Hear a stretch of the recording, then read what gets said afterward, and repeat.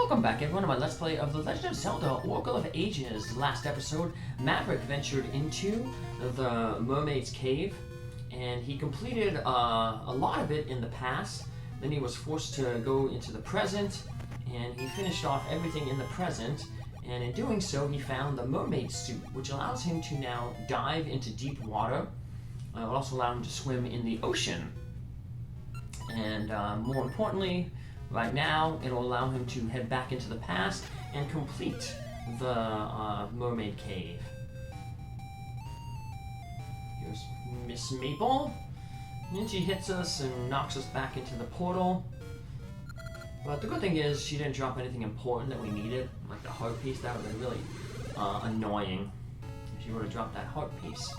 We still need the heart piece from Maple and the Gasha tree yet. But in time, we'll end up getting them. I'm surprised we don't have the Maple heart. Seeing that we have the Maple ring and we've got so many encounters with Maple.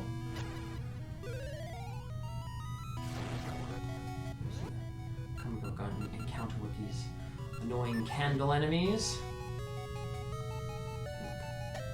That guy's really blocking his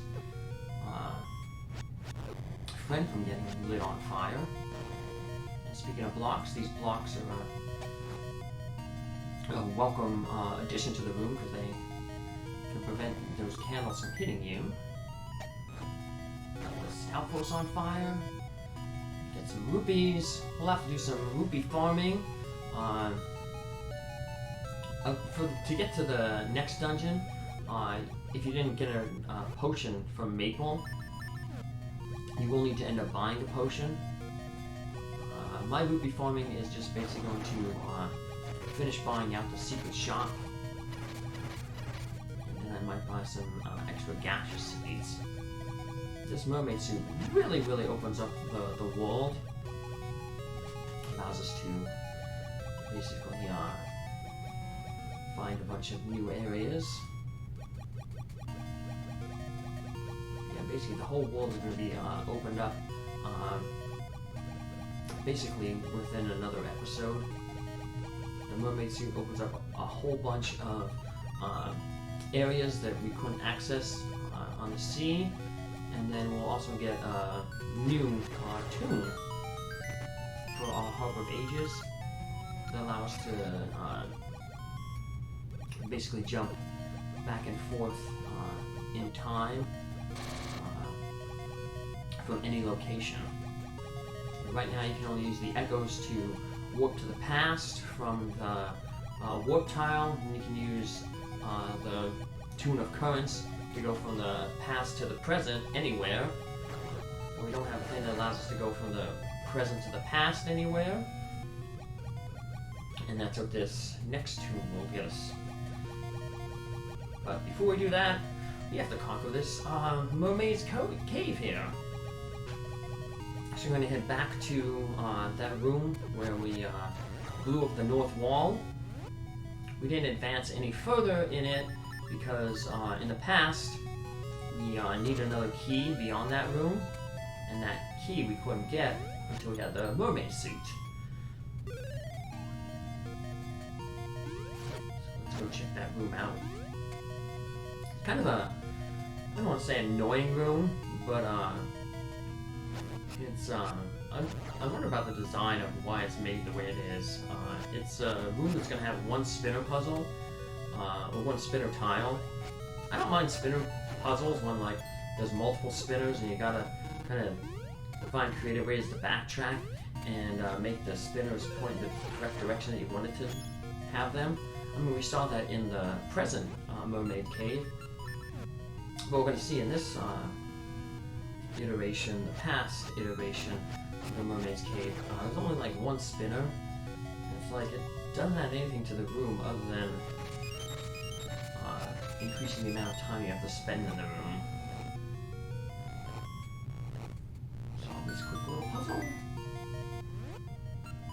And let's hop across. And finally see what's north of this room. What the floor masters, I guess we'll call them, because they seem to rise out of the floor.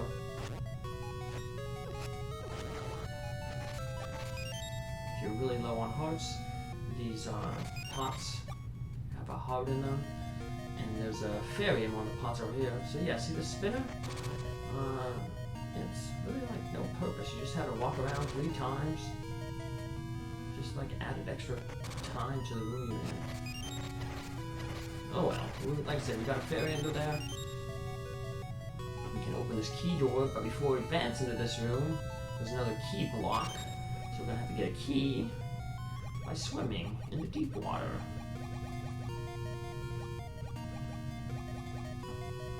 Put your sword on your A button. Take out these snakes, the ropes. And we want to stay down as far as you can by these blocks. That'll give us enough time to swim past those 2 arrow shots. And then we have a small little puzzle here where we have to get all those 6 diamonds onto the matching color tiles. Doesn't matter the order that you do it, just as long as you get them all in.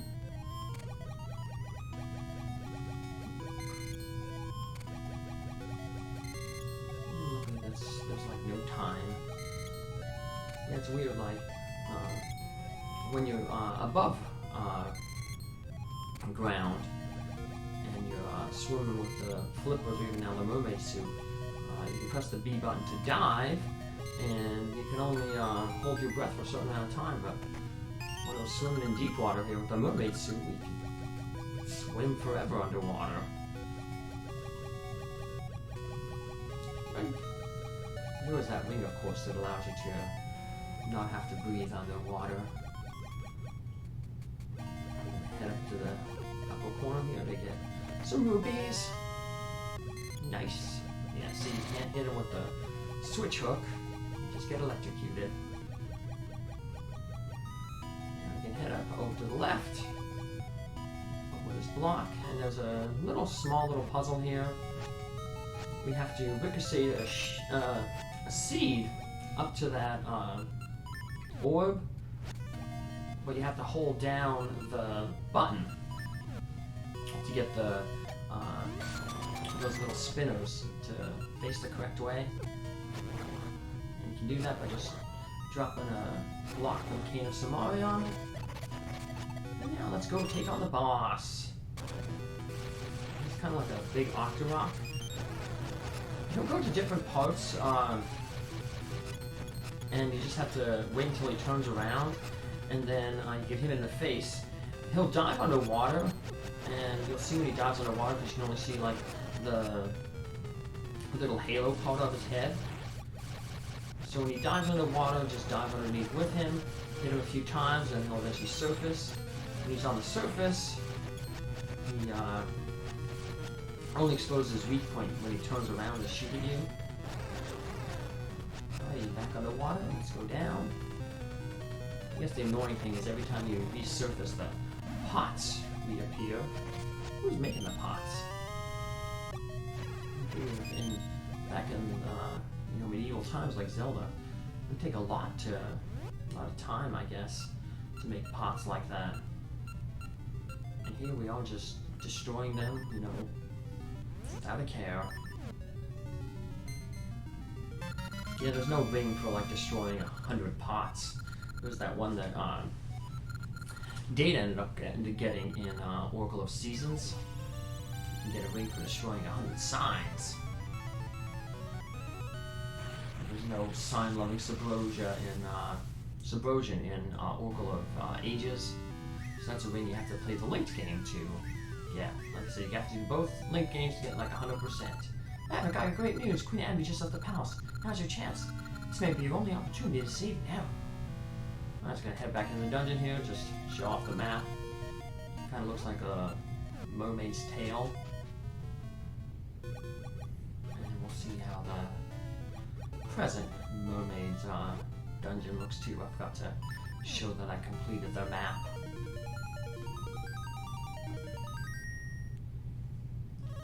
We still got some more things to do here on Goron Ridge.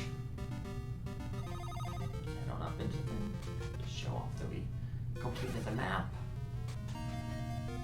Mermaid's Cave. Yep, see, that looks even better. Looks like a mermaid, the entire mermaid. The hair flowing in the back. Alright, let's get our warp seeds out. Gale seeds, I mean. Well, they're basically warp, yeah. And let's warp to the village. So once you defeat the 6th dungeon, we got the 6th essence. Gasha seed appears at the top of the Mako tree. So let's go grab that. Over here. We'll get our Tune of Echoes. I'm jealous that you do so much for another girl, Maverick, let alone the Oracle of Ages. Hurry to Ambi's palace. So she just flipped the switch real quick right there. She was all sad and then she gets really happy. We head up here and over to the right is where the Gasha seed is. Sit up there. Oh. Ooh, we'll plant it in soft soil. There's a... Once we get the next tune, the Tune of Ages, and combined with the mermaid suit, there's a really good place when I was doing my initial run with this to farm rings.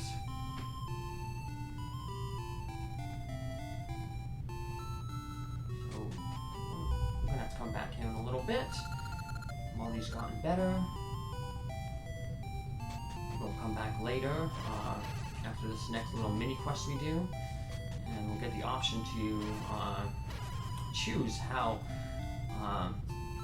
Marty's mom there, Blossom, can calm her son down. Let's walk back to the past. We have to head up to the Rolling Ridge again.